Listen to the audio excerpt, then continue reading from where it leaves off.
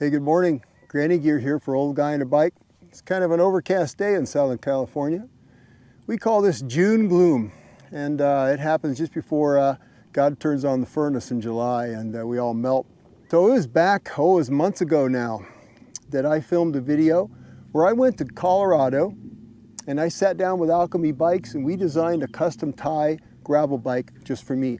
I went through what they call their Golden D.A.R.E program, and I'll link that video coming up. Well, it's been quite a while, hasn't it? And hasn't been without its trials and tribulations. But that bike is here now. It's behind me, and the reveal begins today.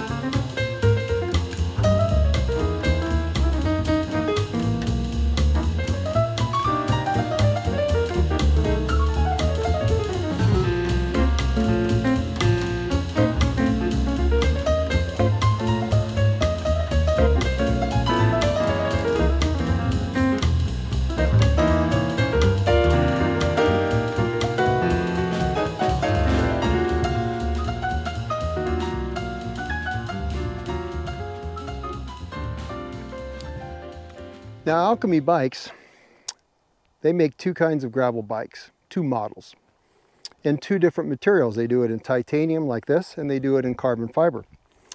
They make the Ronin, which is kind of their more aggressive focus bike, kind of a race focus bike, but it's designed to feel fast, right?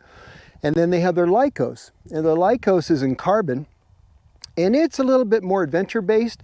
It's a little bit longer, a little lower, and it has more tire clearance. Really, it's kind of designed for someone who wants to run a bigger tire, maybe kind of do all day kind of stuff, not so much racing. Well, for me, I wanted tie, so that meant a Ronin, but I didn't really want race focused. As an older guy, I want to be a little bit more upright, a little closer. I don't want a titanium couch, right? I'm not that old yet. But I want that bar to be up a little bit high, and I also run a wide bar. This is a 46 centimeter bar. So I wanted to be a little bit up, a little bit closer, and a little bit wider. Well, what are we going to do? Well, custom, right? So what we did basically, when I sat down with Alchemy, is we took their Lycos geometry and we applied it to the Ronin. And then we tweaked it ever so slightly from there. And I'll be going into all the geometry changes a little bit later on in detail. But basically this bike compared to a stock Ronin is a little lower, a little longer, slightly shorter, and slightly higher. And other than that, we really didn't change all that much. Pretty, isn't it? She's a beauty.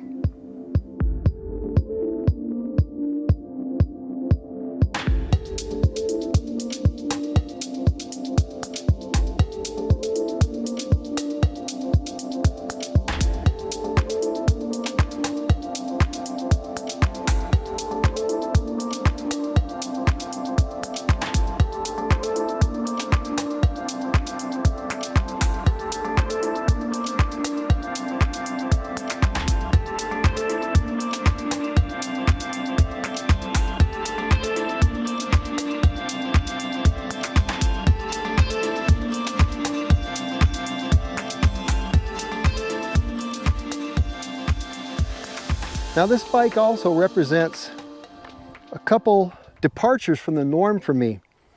You can see that it's 1x.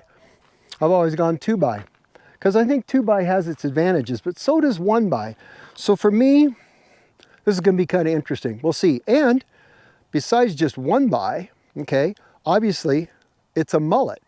So not only is it SRAM Force 1x, it is a mountain bike cassette on the back. You know, kudos to SRAM. I love the way that they get out of their own box a little bit. You don't see that from the other Big S as much. And they embrace the idea of pairing their road bike shifters, electronic, with a 1x crankset and a mountain bike rear cassette. So this is a 1050 rear cassette in 12-speed. It's a mountain bike derailleur, so it'll shift that. And the mountain bike derailleur in this Access ETAP group interfaces beautifully with the road shifters. Ta-da! You got some pretty low gears here. And I'm excited to try that because I'll tell you what, as you get older and the days get longer, having a low gear, muy bueno.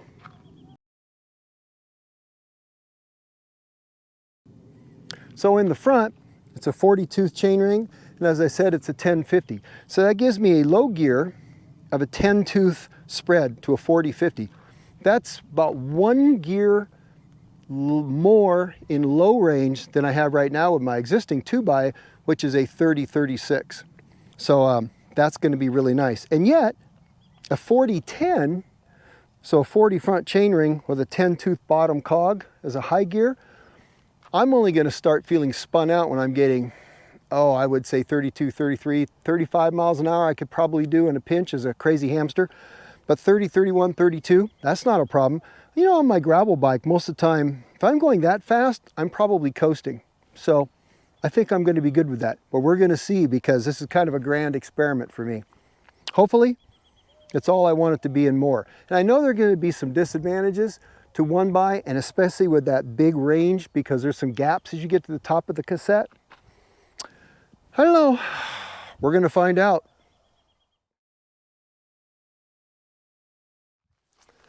Now Alchemy, when they build these tie bikes, they use straight gauge tubing throughout their frame. They don't do any butted tubing. And they feel that the butted tubing just isn't worth it, and they can get the performance they want out of straight gauge tubing. And I guess there are more tube sets like that available to them that aren't butted, so they can get really just the ride characteristics that they want. It's beautiful, isn't it? I mean, the welding on this, it's gorgeous. You know, it's got that lovely moots quality that everybody talks about, the little stacked dimes. Very neat, very tidy, absolutely gorgeous. The tubing is just gently massaged in places, ovalized here and there at the bottom bracket at the seat tube to match nicely the diameter. You've got some internal brake hose routing on the down tube for the brake, and then it goes back into the chainstay and stays nicely tucked in. It's very nice. And of course, thank you SRAM for getting rid of shifter cables. That's pretty awesome not to have that. I did the full complement of mounts. We've got a bento box, we've got triple water bottles, we've got rack and fender mounts, and the only thing that I passed on was having 3-pack mounts on the fork because I don't really plan on doing that kind of heavy bike packing with this bike. Besides the rest of the build, you notice we have carbon wheels. They're Alchemy branded, and they have a DT Swiss 240 hub. So, you know, that's pretty awesome, right? It's quiet too. When I was rolling it out of the car, I thought maybe the cranks weren't even, or it wasn't coasting. You can't hear the hub. I'm not a real fan of noisy hubs, so this ought to be pretty stealth. 160 rotors front and rear ought to get the job done. It's tubeless, of course. Right now it has some Schwalbe G1 Overlands. That looks like actually a pretty good tread. I think these are 40s. It's a pretty good tread for Southern California use for a fast, hard dirt and somewhat pavement tire. I'm looking forward to trying those out. One thing Alchemy does that I'm not so much in favor for, they make they expect a 31.6 diameter seat post on this bike, and it has no offset. Neither one of those things is ideal for me. I need a seat post with some 20-25 millimeters of offset to get me to fit right. And I found 31/6 seat posts to just not be compliant enough. They're too darn stiff. So, but a shim, you know, $10 shim, and you can put a 27/2 post of your choosing on there. And I'll probably run a different saddle because I don't want to run a saddle I don't like and have it ruin my experience on the bike. So I'll be changing that out. What else? I think that just about covers it, actually.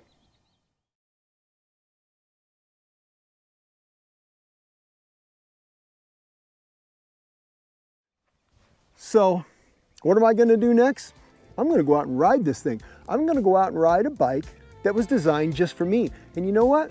That's only happened one other time for me with my steel road bike, my Kurtlow, which I love. Will I love this? I don't know. We're going to find out. But in the meantime, I've got a great bike to go ride, and that's what I'm going to do. We'll see you guys on the next video. Old Guy in a Bike out.